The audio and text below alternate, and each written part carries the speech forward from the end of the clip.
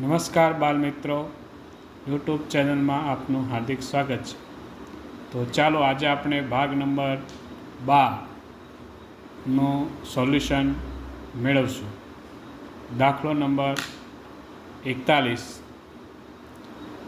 જેની રકમ છે 12, 6, 14, 12, 16, 18, 18 ખાલી જગ્યા. બાળ મિત્રો, આમાં બે જવાબ છે. એટલે આમાં પહેલાં તો પ્રથમ એકાંતર શ્રેણી અને એટલે કે મિશ્ર શ્રેણીના દાખલા છે. તો આપણે પ્રથમ એકાંતર શ્રેણીમાં જોઈએ તો 12 અને 14 બેમાં વધારો થાય છે.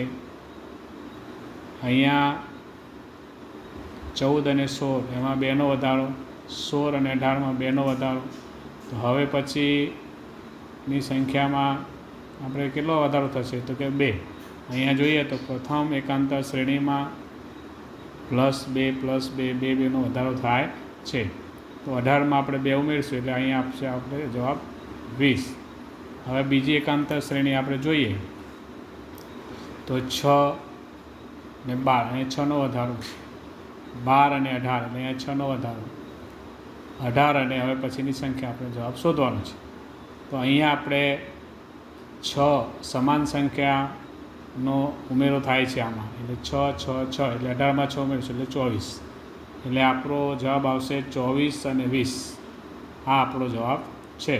એટલે કે પ્રથમ એકાંતર શ્રેણીમાં સમાન સંખ્યાનો ઉમેરો +2 અને બીજી એકાંતર શ્રેણીમાં 6નો ઉમેરો, આ પ્રમાણેનો એનો સોલ્યુશન છે. ત્યારબાદ દાખલો નંબર 42, જેની રકમ છે 79, 84, 81, 82, 83.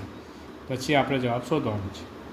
આગળ જોયું તેમ પ્રથમ એકાંતર શ્રેણીમાં આપણે જોઈશું તો 2નો વધારો છે, અહીંયા પણ 2નો વધારો છે. તો હવે પછીની સંખ્યામાં પણ આપણે 2નો વધારો થશે. એટલે અહીંયા 79, 81, 83, તો હવે પછી આવશે 85. તેવી જ રીતે બીજી એકાંતર શ્રેણીમાં જોઈએ તો અહીં 84, અહીંયા 82, એટલે આમાં 2નો ઘટાડો થાય છે, એટલે કે -2 થાય છે. તો ત્યાર પછી 82 અને 80, એટલે અહીંયા બાદબાકીનો નિયમ છે, એટલે કે સમાન સંખ્યા વડે બાદબાકી, એટલે 2 બાદ કરશું એટલે જવાબ આપણે 80 આવશે. એટલે આપણે પહેલી ખાલી જગ્યામાં 80, બીજામાં 85. એટલે આમાં 2 નિયમ છે, એક સરવાળાનો, સમાન સંખ્યાનો ઉમેરો અને સમાન સંખ્યાની બાદબાકી. આ એનો ઉકેલ છે. ત્યારબાદ દાખલો નંબર 43, જેમાં રકમ છે 2, 7, 12, 17 ખાલી જગ્યા અને 27. બાળ મિત્રો, અહીંયા 5નો વધારો છે, 2 અને 7, 7 અને 12 એમાં પણ 5નો વધારો છે. એટલે અહીંયા આપણે જોઈએ તો સમાન સંખ્યા 5, 5, 5 એટલે સમાન સંખ્યાનો ઉમેરો થાય છે. એટલે અહીંયા 12 ને 5, 17 ને 17 ને 5, તો કે અહીંયા 22 જવાબ આવશે. આગળ વધીએ તો 22માં 5 ઉમેરીએ તો પાછા 27. એટલે આમાં સમાન સંખ્યાનો ઉમેરો, સરવાળાનો નિયમ લાગુ પડે. ત્યારબાદ દાખલો નંબર 44, 97, 86, 99, 88, 101 ખાલી જગ્યા. આગળ આપણે જોયું તેમ મિશ્ર શ્રેણીનો દાખલો છે. અહીંયા 97, 99, 101, આમાં જોઈએ તો 2, 2નો વધારો થાય છે. એટલે અહીંયા 101 પછી આવશે 103. તેવી જ રીતે આપણે બીજી એકાંતર શ્રેણીમાં જોઈએ તો +2, 86, 88, પછી આવશે 2નો ઉમેરો એટલે 90. એટલે આમાં 2નો ઉમેરો થાય છે. બંને પ્રકારની શ્રેણીમાં, એટલે પ્રથમ અને બીજી શ્રેણીમાં સમાન સંખ્યા 2નો ઉમેરો થાય છે. આ એ દાખલાનો ઉકેલ છે.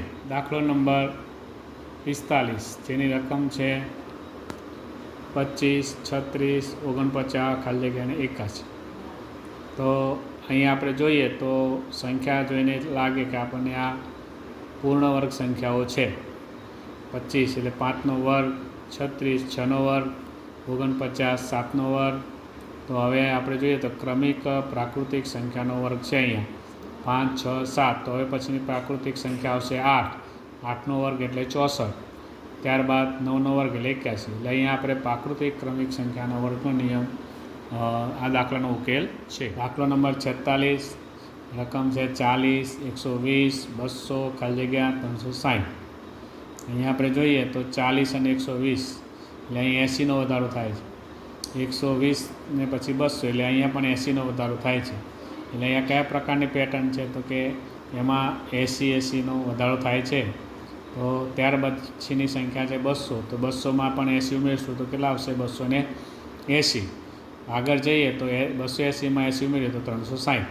એટલે આપણો જે જવાબ છે એ સાચો છે. ચોક્કસ સમાન સંખ્યાનો સરવાળો એટલે 80 જે છે તેમાં ઉમેરાતા જાય છે.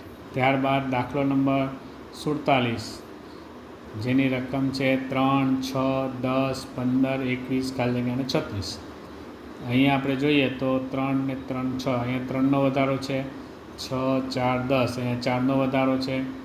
10, 5, 15, અહીંયા 5નો વધારો છે. આપણે જોઈએ તો ક્રમિક પ્રાકૃતિક સંખ્યા જે ઉમેરાતી જાય છે તો 3, 4, 5 પછી આવશે 6, 15 ને 6, 21, 6 પછી આવશે 7, 21 ને 7 અહીંયા આવશે 28, એટલે 28નો 7 પછી આવશે 8 એટલે 36.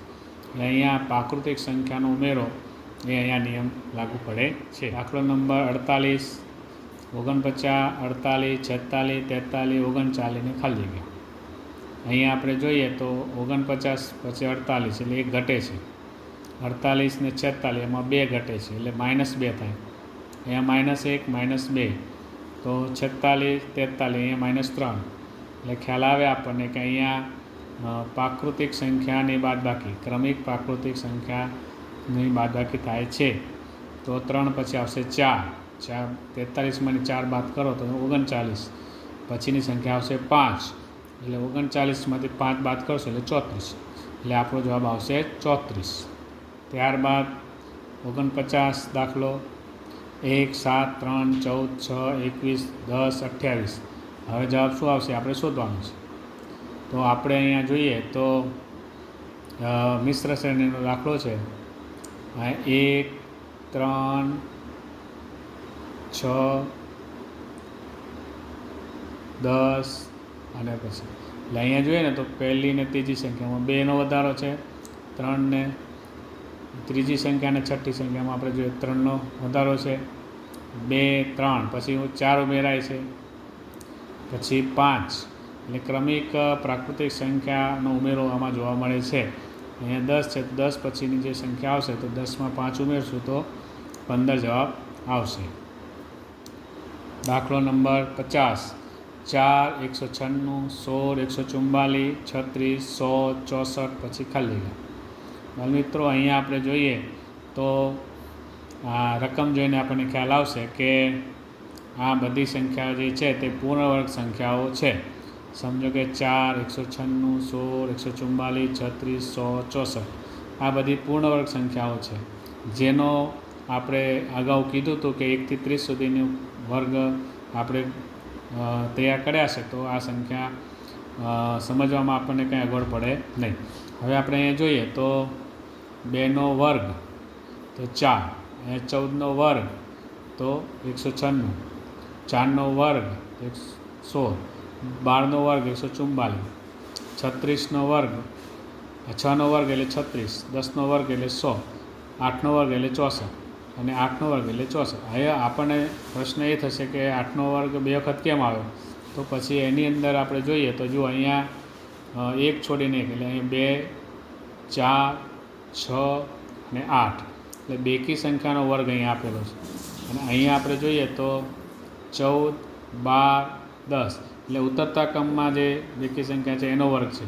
એટલે અહીંયા આપણે જોઈશું ક્રમિકમાં ઉતરતા ક્રમમાં તો અહીંયા આપણે 2, 4, 6, 8 એટલે 8નો વર્ગ આવે એટલે આપણે અહીંયા 64 જવાબ આવશે. બાળમિત્રો, આજે ભાગ નંબર 12નું સોલ્યુશન આપણે મેળવ્યું. હવે પછી આપણે આવતી વખતે ભાગ નંબર 13નું સોલ્યુશન મેળવવા માટે મળશું. નમસ્કાર.